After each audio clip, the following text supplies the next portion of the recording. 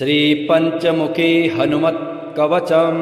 अस्य श्री पंचमुखी हनुमत् कवच स्तोत्र मंत्रस्य ब्रह्मा ऋषिः गायत्री छन्दः श्री हनुमान देवता राम बीजं मम शक्तिः चंद्रः कीलकम्।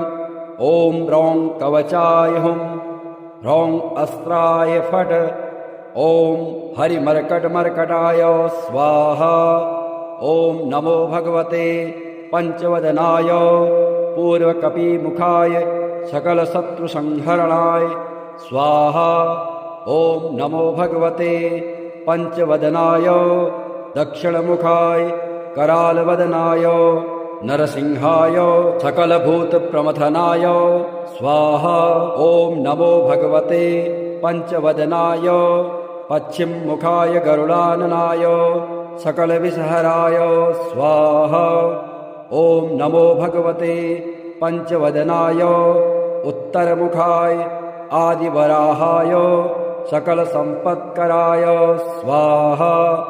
ओम नमो भगवते पंचवदनाय ऊर्ध्वमुखाय हयग्रीवाय सकलजनवशकराय स्वाहा। श्री पंचमुखी हनुमत् कवच स्तोत्रस्य श्रीरामचंद्र ऋषिः अनुष्टुप् छन्दः श्रीरामचंद्रो देवता सीता इति बीजं हनुमानीति शक्तिः हनुमत्प्रीत्यर्थे पाठे विनियोगः।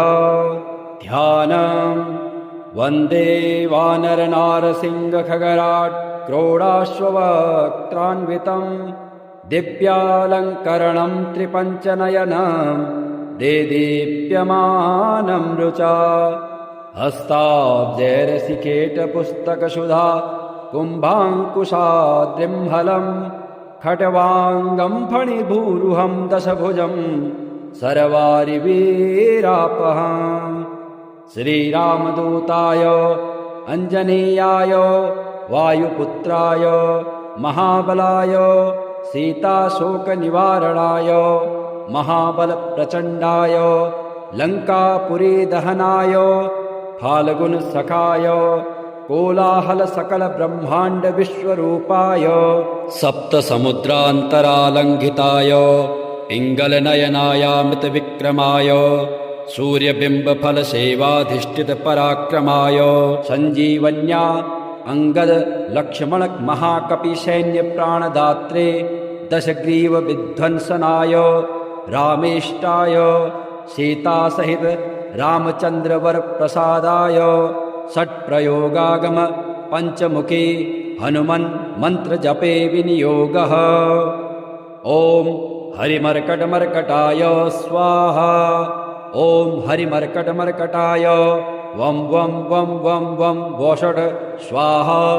ओम हरिमर्कटमर्कटाय फं फं फं फं फं फट् स्वाहा। ओम हरिमर्कटमर्कटाय खं खं खं खं खं मारणाय स्वाहा। ओम हरिमर्कटमर्कटाय ठं ठं ठं ठं ठं स्तम्भनाय स्वाहा। ओम हरिमर्कटमर्कटाय डम डम डम डम डम आकर्षणाय सकलसम्पत्कराय पंचमुखी वीर हनुमते स्वाहा। उच्चाटने ओम ढम ढम ढम ढम ढम कूर्ममूर्तये पंचमुखी हनुमते परयंत्र तंत्रोच्चाटनाय स्वाहा। कं खं गं घं ङं चं छं जं झं यं टं ठं डं ढं णं तं थं दं धं नं पं फं बं भं मं यं रं लं वं शं शं शं हं छं स्वाहा इति दिग्बन्धः। ओम पूर्वकपिमुखाय पंचमुखी हनुमते ठं ठं ठं ठं ठं सकलशत्रुसंहारणाय स्वाहा। ओम दक्षिणमुखाय पंचमुखी हनुमते करालवदनाय नरसिंहाय ह्रां ह्रां ह्रां ह्रां ह्रां सकलभूतप्रेतदमनाय स्वाहा। ओम पश्चिममुखाय गरुडासनाय पंचमुखी वीर हनुमते मम मम मम मम मम सकलविषहराय स्वाहा। ओम उत्तरमुखे आदिवराहाय लं लं लं लं लं नृसिंहाय नीलकण्ठाय पञ्चमुखी हनुमते स्वाहा। ॐ अञ्जनासुताय वायुपुत्राय महाबलाय रामेष्टफाल्गुनसखाय सीताशोकनिवारणाय लक्ष्मणप्राणरक्षकाय कपिसैन्यप्रकाशाय दशग्रीवाभिमानदहनाय श्रीरामचन्द्रवरप्रसादकाय महावीर्याय प्रथम ब्रह्माण्डनायकाय पञ्चमुखी हनुमते भूतप्रेत पिशाच ब्रह्मराक्षस शाकिनी डाकिनी अंतरिक्षग्रह परयंत्र परतंत्र सर्वग्रहोच्चाटनाय सकलशत्रुसंहारणाय पञ्चमुखी हनुमद्वरप्रसादाय सर्वरक्षकाय जं जं जं जं स्वाहा। पठित्वेदं तु कवचं महान्तं कवचं पठेत् एकवारं पठे नित्यं सर्वशत्रुनिवारण द्विवारं तु पठे नित्यं पुत्रपौत्रप्रवर्धनम् त्रिवारं पठते नित्यं सर्वसम्पत्करं परं चतुर्वारं पठे नित्यं सर्वमर्त्यवसङ्करं पञ्चवारं पठे नित्यं सर्वरोगनिवारणं षड्वारं तु पठे नित्यं सर्वदेववशीकरं सप्तवारं पठे नित्यं सर्वकामार्थसिद्धिदाम् अष्टवारं पठे नित्यं सर्वसौभाग्यदायकम् नववारं पठे नित्यं सर्वैश्वर्यप्रदायकम् दशवारं पठे नित्यं त्रैलोक्यज्ञानदर्शनम् एकादशं पठे नित्यं सर्वसिद्धिं लभेन्नरः कवचं स्मृतिमात्रेण महालक्ष्मीफलप्रदाम् तस्माच्च प्रयता भाव्यं कार्यं हनुमतः प्रियम्। श्री हनुमते नमः। अथ श्री हनुमत् पंचरत्नस्तोत्रम् सं सं सं सिद्धनाथं प्रणमति चरणं वायुपुत्रं च रौद्रं वं वं वं विश्वरूपं ह ह ह ह हसितं गर्जितं मेघछत्रं तं तं त्रैलोक्यनाथं तपति दिनकरं तं त्रिनेत्रस्वरूपं कं कं कन्दर्पवश्यं कमलमनहरं शाकिनीकालरूपं रं रं रं रामदूतं रणगजदमितं रावणच्छेददक्षं बं बं बं बालरूपं नतगिरिचरणं कम्पितं सूर्यबिम्बं मं मं मं मन्त्रसिद्धिं कपिकुलतिलकं मर्दनं शाकिनीनां हुं हुं हुंकारबीजं हनति हनुमन्तं हन्यते शत्रुसैन्यं दं दं दं दीर्घरूपं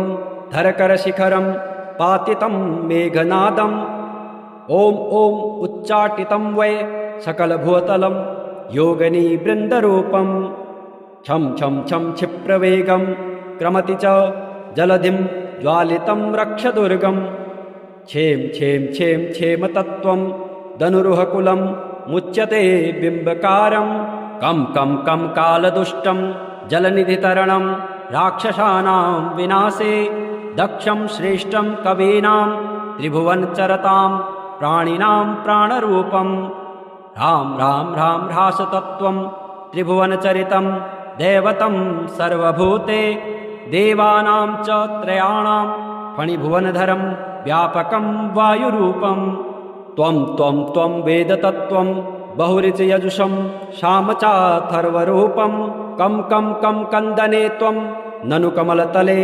राक्षसान् रौद्ररूपान् खं खं खं खड्गहस्तं झटिति भुवितले तोटितं नागपाशं ॐ ॐ ओङ्काररूपं त्रिभुवनपठितं वेदमन्त्राधिमन्त्रं संग्रामे शत्रुमध्ये जलनिधितरणे व्याघ्रसिंहे च सर्पे राजद्वारे च मार्गे गिरिगुहविवरे चोषरे कन्दरे वा भूतप्रेतादियुक्ते ग्रहगणविषये शाकिनी डाकिनीनां देशे विस्फोटकानां ज्वरवमनशिरः पीडने नाशकस्त्वं श्रीगणेशाय नमः।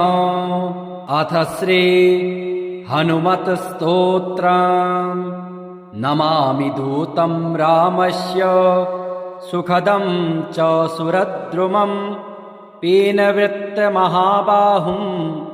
सर्वशत्रुनिबर्हणम् नानारत्नसमायुक्त कुण्डलादिविभूषितं सर्वदाभीष्टदातारं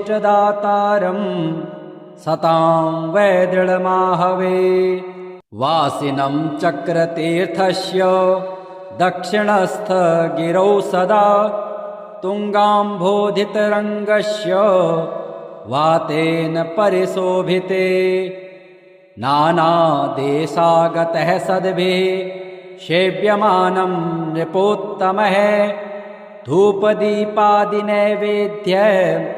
पञ्चखाद्यैश्च शक्तितः भजामि श्रीहनुमन्तं हेमकान्ते समप्रभं व्यासतीर्थयतीन्द्रेण पूजितं प्रणिधानतः त्रिवारं यः पठेन्नित्यं स्तोत्रं भक्त्या द्विजोत्तमः वाञ्छितं लभतेऽभीष्टं षड्मासाभ्यन्तरे खलु पुत्रार्थे लभते पुत्रं यशोऽर्थे लभते यशः विद्यार्थे लभते विद्यां धनार्थे लभते धनम् सर्वथा मास्तु सन्देहो हरिः साक्षी जगत्पतेः यः करोत्यत्र सन्देहं स याति निरयं ध्रुवम् ॐ नमो भगवते पंचवदनाय दक्षिणमुखाय करालवदनाय नरसिंहाय सकलभूतप्रमथनाय स्वाहा। ॐ नमो भगवते पंचवदनाय पश्चिममुखाय गरुडाननाय सकलविषहराय स्वाहा। ॐ नमो भगवते पंचवदनाय उत्तरमुखाय आदिवराहाय सकलसम्पत्कराय स्वाहा।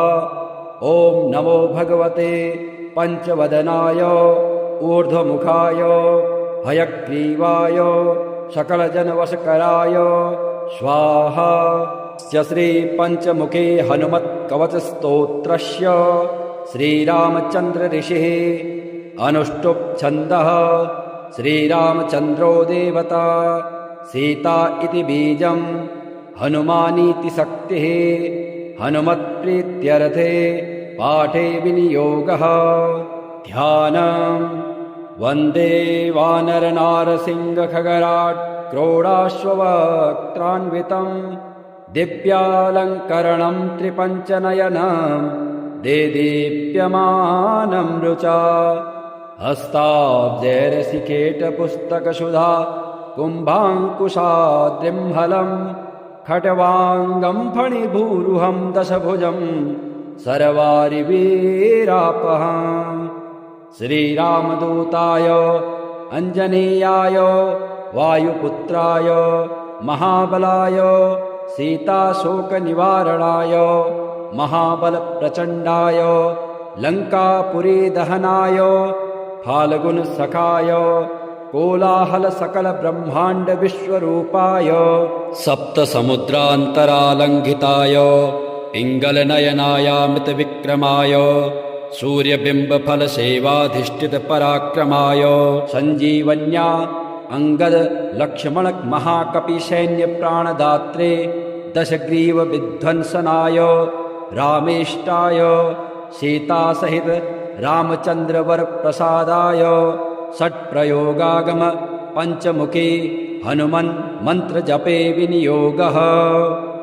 ॐ हरिमर्कटमर्कटाय स्वाहा।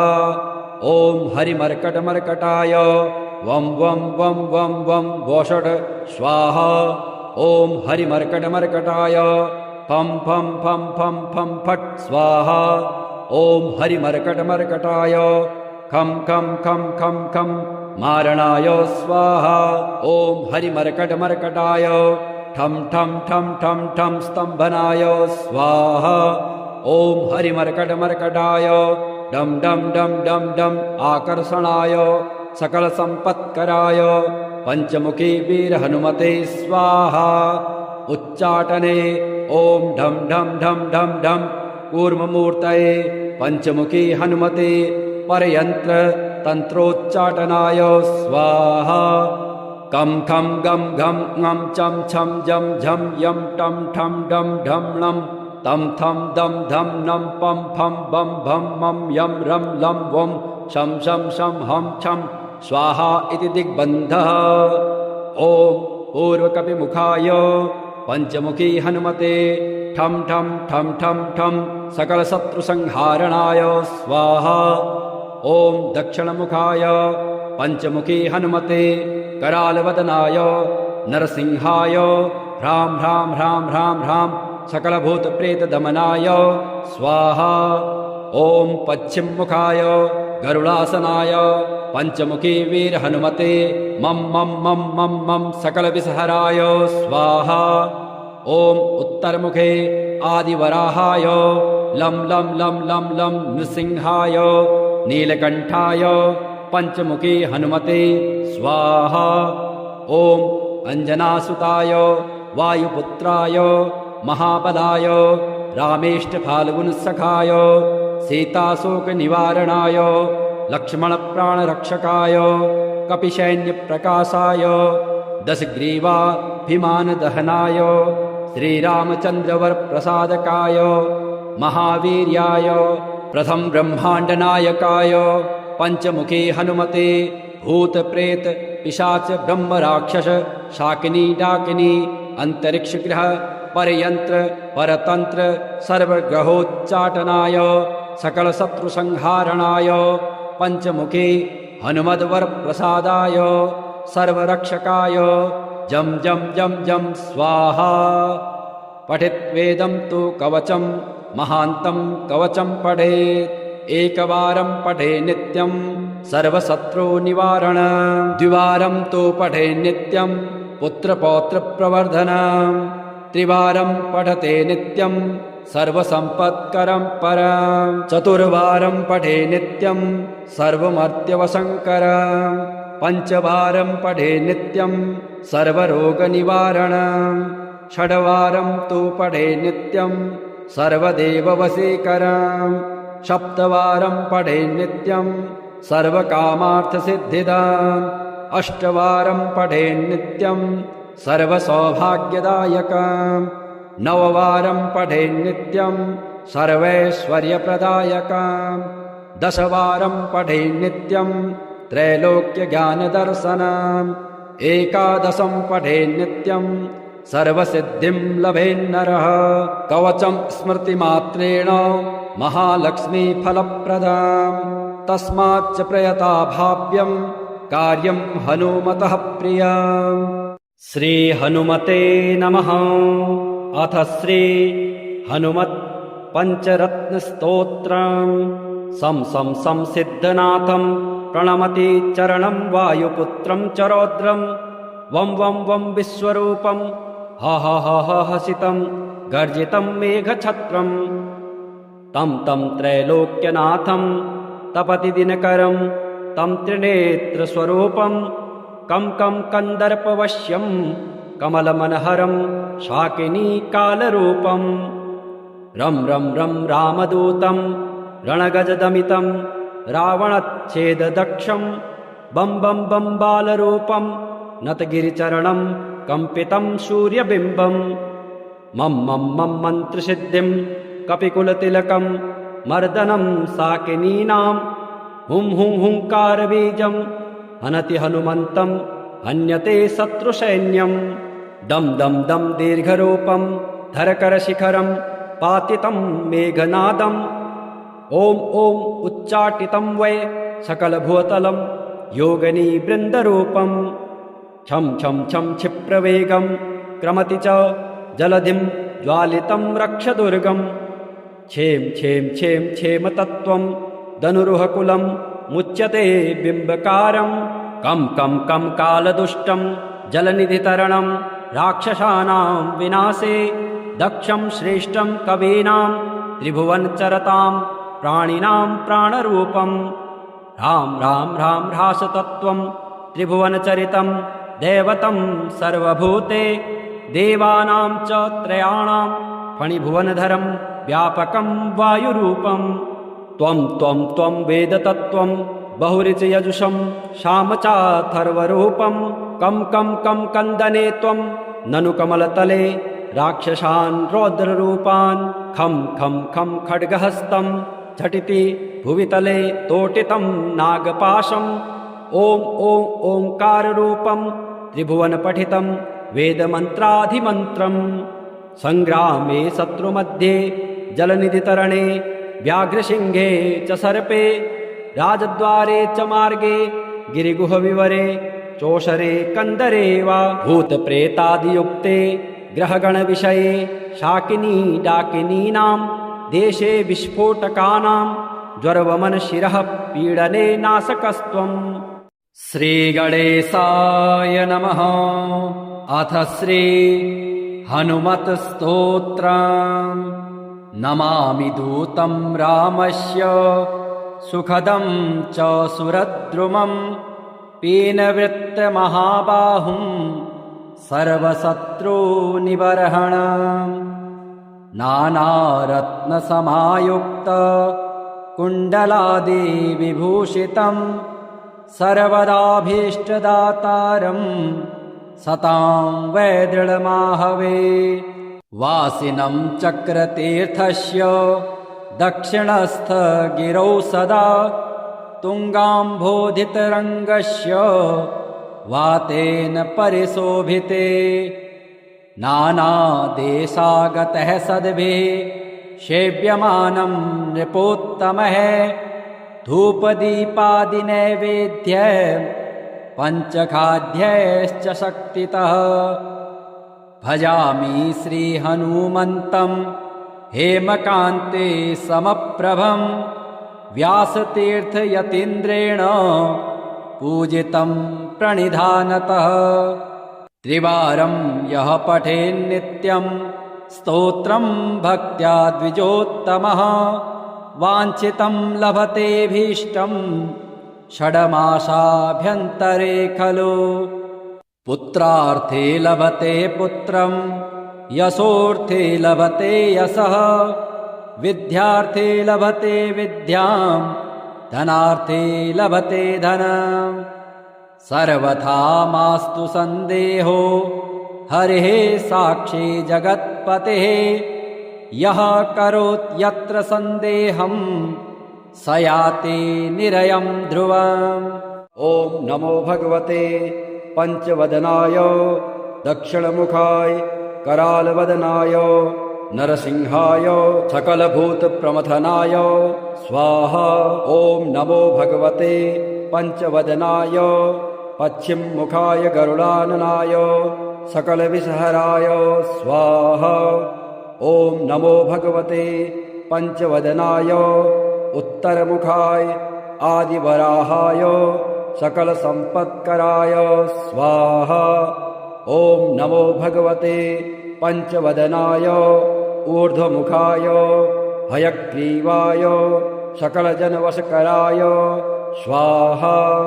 श्री पंचमुखे हनुमत्कवचस्तोत्रस्य श्रीरामचन्द्र ऋषिः अनुष्टुप् छन्दः श्रीरामचन्द्रो देवता सीता इति बीजं हनुमानीति शक्तिः हनुमत्प्रीत्यर्थे पाठे विनियोगः ध्यानं वन्दे वानरनारसिंहखगराट् क्रोडाश्ववक्त्रान्वितं दिव्यालङ्करणं त्रिपञ्चनयनं देदीप्यमानं रुचा हस्ताब्जैरसिकेटपुस्तकसुधा कुम्भाङ्कुशाद्रिम्हलं खट्वाङ्गं फणिभूरुहं दशभुजं सर्वारिवीरापहम्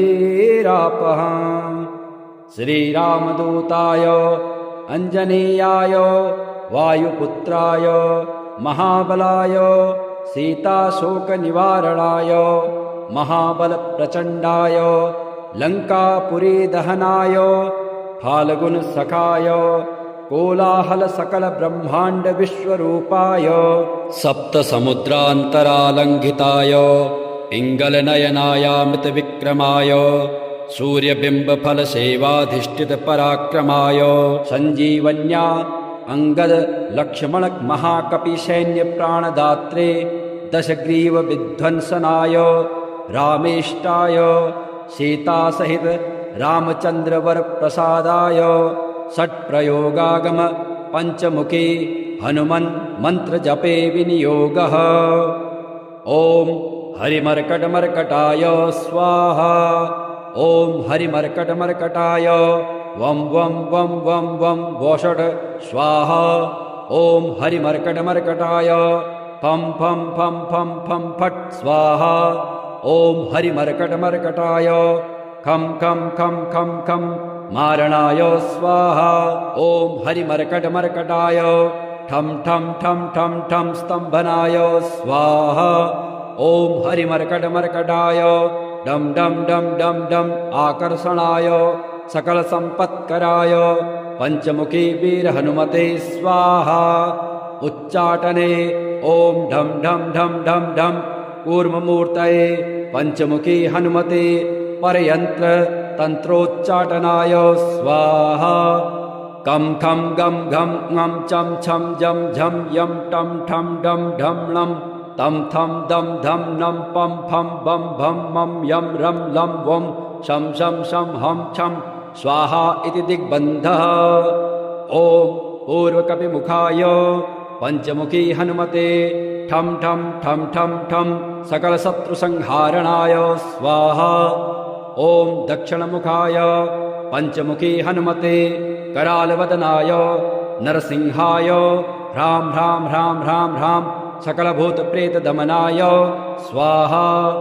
ॐ पश्चिममुखाय गरुडासनाय पञ्चमुखी वीरहनुमते मं मं मं मं मं सकलविषहराय स्वाहा। ॐ उत्तरमुखे आदिवराहाय लं लं लं लं लं नृसिंहाय नीलकण्ठाय पञ्चमुखी हनुमते स्वाहा। ॐ अञ्जनासुताय वायुपुत्राय महाबलाय रामेष्टफाल्गुनसखाय सीताशोकनिवारणाय लक्ष्मणप्राणरक्षकाय कपिसैन्यप्रकाशाय दशग्रीवाभिमानदहनाय श्रीरामचन्द्रवरप्रसादकाय महावीर्याय प्रथम ब्रह्माण्डनायकाय पञ्चमुखी हनुमते भूतप्रेत पिशाच ब्रह्मराक्षस शाकिनी डाकिनी अंतरिक्षग्रह परयंत्र परतंत्र सर्वग्रहोच्चाटनाय सकलशत्रुसंहारणाय पञ्चमुखी हनुमद्वरप्रसादाय सर्वरक्षकाय जं जं जं जं स्वाहा। पठित्वेदं तु कवचं महान्तं कवचं पठेत् एकवारं पठे नित्यं सर्वशत्रुनिवारण द्विवारं तु पठे नित्यं पुत्रपौत्रप्रवर्धनं त्रिवारं पठते नित्यं सर्वसम्पत्करं परं चतुर्वारं पठे नित्यं सर्वमर्त्यवशङ्करं पञ्चवारं पठे नित्यं सर्वरोगनिवारणं षड्वारं तु पठे नित्यं सर्वदेववशीकरं सप्तवारं पठे नित्यं सर्वकामार्थसिद्धिदाम् अष्टवारं पठे नित्यं सर्वसौभाग्यदायकं नववारं पठे नित्यं सर्वैश्वर्यप्रदायकं दशवारं पठे नित्यं त्रैलोक्यज्ञानदर्शनम् एकादशं पठे नित्यं सर्वसिद्धिं लभेन्नरः कवचं स्मृतिमात्रेण महालक्ष्मीफलप्रदाम् तस्माच्च प्रयता भाव्यं कार्यं हनुमतः प्रियम्। श्री हनुमते नमः। अथ श्री हनुमत् पंचरत्नस्तोत्रम् सं सं सं सिद्धनाथं प्रणमति चरणं वायुपुत्रं च रौद्रं वं वं वं विश्वरूपं ह ह ह ह हसितं गर्जितं मेघछत्रं तं तं त्रैलोक्यनाथं तपति दिनकरं तं त्रिनेत्रस्वरूपं कं कं कन्दर्पवश्यं कमलमनहरं शाकिनीकालरूपं रं रं रं रामदूतं रणगजदमितं रावणच्छेददक्षं बं बं बं बालरूपं नतगिरिचरणं कम्पितं सूर्यबिम्बं मं मं मं मन्त्रसिद्धिं कपिकुलतिलकं मर्दनं साकिनीनां हुं हुं हुंकारबीजं हनति हनुमन्तं हन्यते शत्रुसैन्यं दं दं दं दीर्घरूपं धरकरशिखरं पातितं मेघनादम् ॐ ॐ उच्चाटितं वै सकलभूतलं योगिनीवृन्दरूपं छं छं छं क्षिप्रवेगं क्रमति च जलधिं ज्वालितं रक्षदुर्गं क्षेम क्षेम क्षेम क्षेमतत्त्वं धनुरुहकुलं मुच्यते बिम्बकारं कं कं कं कालदुष्टं जलनिधितरणं राक्षसानां विनाशे दक्षं श्रेष्ठं कवीनां त्रिभुवनचरतां प्राणिनां प्राणरूपं राम राम राम ह्रासतत्त्वं त्रिभुवनचरितं दैवतं सर्वभूते देवानां च त्रयाणां फणिभुवनधरं व्यापकं वायुरूपं त्वं त्वं त्वं वेदतत्त्वं बहुरिचयजुषं शामचाथर्वरूपं कं कं कं कन्दने त्वं ननु कमलतले राक्षसान् रौद्ररूपान् खं खं खं खड्गहस्तं झटिति भुवितले तोटितं नागपाशं ॐ ॐ ओङ्काररूपं त्रिभुवनपठितं वेदमन्त्राधिमन्त्रं सङ्ग्रामे शत्रुमध्ये जलनिधितरणे व्याघ्रसिंहे च सर्पे राजद्वारे च मार्गे गिरिगुहविवरे चोषरे कन्दरे वा भूतप्रेतादियुक्ते ग्रहगणविषये शाकिनी डाकिनीनां देशे विस्फोटकानां ज्वरवमनशिरः पीडने नाशकस्त्वं श्रीगणेशाय नमः। अथ श्री हनुमत्स्तोत्रम् नमामि दूतं रामस्य सुखदं च सुरद्रुमं पीनवृत्तमहाबाहुं सर्वशत्रुनिबर्हणं नानारत्नसमायुक्त कुण्डलादिविभूषितं सर्वदाभीष्टदातारं सतां वै दृढमाहवे वासिनं चक्रतीर्थस्य दक्षिणस्थगिरौ सदा तुङ्गाम्भोधितरङ्गस्य वातेन परिशोभिते नानादेशागतः सद्भिः सेव्यमानं नृपोत्तमः धूपदीपादिनैवेद्य पञ्चखाद्यैश्च शक्तितः भजामि श्रीहनुमन्तं हेमकान्ते समप्रभं व्यासतीर्थयतीन्द्रेण पूजितं प्रणिधानतः त्रिवारं यः पठेन्नित्यं स्तोत्रं भक्त्या द्विजोत्तमः वाञ्छितं लभतेऽभीष्टं षड्मासाभ्यन्तरे खलु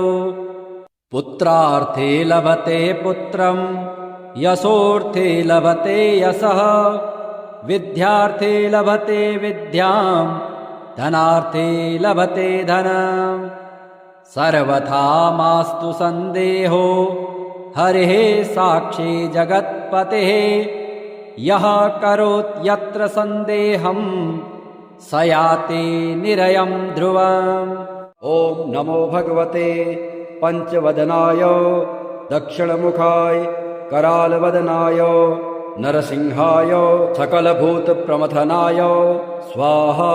ॐ नमो भगवते पंचवदनाय पश्चिममुखाय गरुडाननाय सकलविषहराय स्वाहा। ॐ नमो भगवते पंचवदनाय उत्तरमुखाय आदिवराहाय सकलसम्पत्कराय स्वाहा। ॐ नमो भगवते पंचवदनाय ऊर्ध्वमुखाय हयग्रीवाय सकलजनवशकराय स्वाहा।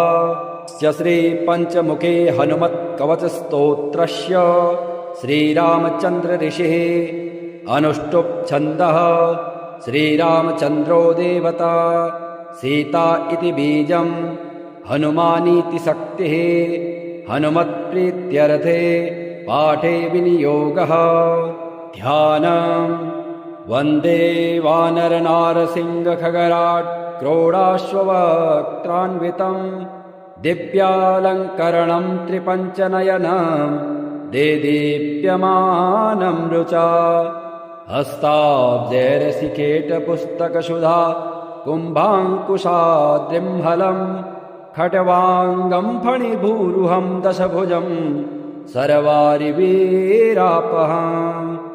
श्रीरामदूताय अञ्जनेयाय वायुपुत्राय महाबलाय सीताशोकनिवारणाय महाबलप्रचण्डाय लङ्कापुरीदहनाय फाल्गुनसखाय कोलाहलसकलब्रह्माण्डविश्वरूपाय सप्तसमुद्रान्तरालङ्घिताय पिङ्गलनयनायामृतविक्रमाय सूर्यबिम्बफलसेवाधिष्ठितपराक्रमाय सञ्जीवन्या अंगद लक्ष्मण महाकपिसैन्यप्राणदात्रे दशग्रीवविध्वंसनाय रामेष्टाय सीतासहित रामचन्द्रवरप्रसादाय षट्प्रयोगागम पञ्चमुखी हनुमन् मन्त्रजपे विनियोगः ॐ हरिमर्कटमर्कटाय स्वाहा ॐ हरिमर्कटमर्कटाय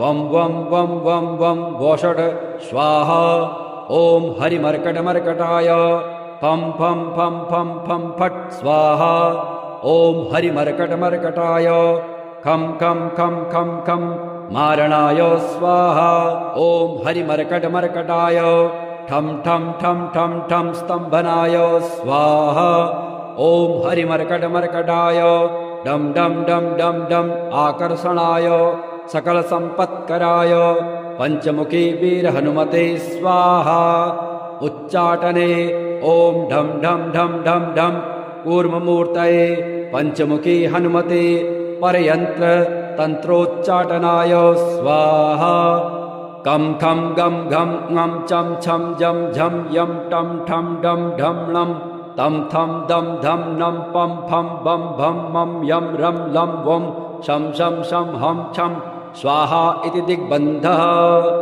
ॐ पूर्वकपिमुखाय पञ्चमुखी हनुमते ठं ठं ठं ठं ठं सकलशत्रुसंहारणाय स्वाहा ॐ दक्षिणमुखाय पञ्चमुखी हनुमते करालवदनाय नरसिंहाय ह्रां ह्रां ह्रां ह्रां ह्रां सकलभूतप्रेतदमनाय स्वाहा ॐ पश्चिममुखाय गरुडासनाय पञ्चमुखी वीरहनुमते मं मं मं मं मं सकलविषहराय स्वाहा ॐ उत्तरमुखे आदिवराहाय लं लं लं लं लं नृसिंहाय नीलकण्ठाय पञ्चमुखी हनुमते स्वाहा ॐ अञ्जनासुताय वायुपुत्राय महाबलाय रामेष्टफाल्गुनसखाय सीताशोकनिवारणाय लक्ष्मणप्राणरक्षकाय कपिसैन्यप्रकाशाय दशग्रीवाभिमानदहनाय श्रीरामचन्द्रवरप्रसादकाय महावीर्याय प्रथम ब्रह्माण्डनायकाय पञ्चमुखी हनुमते भूतप्रेत पिशाच ब्रह्मराक्षस शाकिनी डाकिनी अंतरिक्षग्रह परयंत्र परतंत्र सर्वग्रहोच्चाटनाय सकलशत्रुसंहारणाय पञ्चमुखी हनुमद्वरप्रसादाय सर्वरक्षकाय जं जं जं जं स्वाहा पठित्वेदं तु कवचं महान्तं कवचं पठेत् एकवारं पठे नित्यं सर्वशत्रुनिवारण द्विवारं तु पठे नित्यं पुत्रपौत्रप्रवर्धनं त्रिवारं पठते नित्यं सर्वसम्पत्करं परं चतुर्वारं पठे नित्यं सर्वमर्त्यवशङ्करं पञ्चवारं पठे नित्यं सर्वरोगनिवारणं षड्वारं तु पठे नित्यं सर्वदेववशीकरं सप्तवारं पठे नित्यं सर्वकामार्थसिद्धिदाम् अष्टवारं पठे नित्यं सर्वसौभाग्यदायकम् नववारं पठेन्नित्यं सर्वैश्वर्यप्रदायकम् 10 वारं पठेन्नित्यं त्रैलोक्यज्ञानदर्शनम् 11 पठेन्नित्यं सर्वसिद्धिं लभेन्नरः कवचं स्मृतिमात्रेण महालक्ष्मीफलप्रदाम् तस्माच्च प्रयता भाव्यं कार्यं हनुमतः प्रियम्। श्री हनुमते नमः।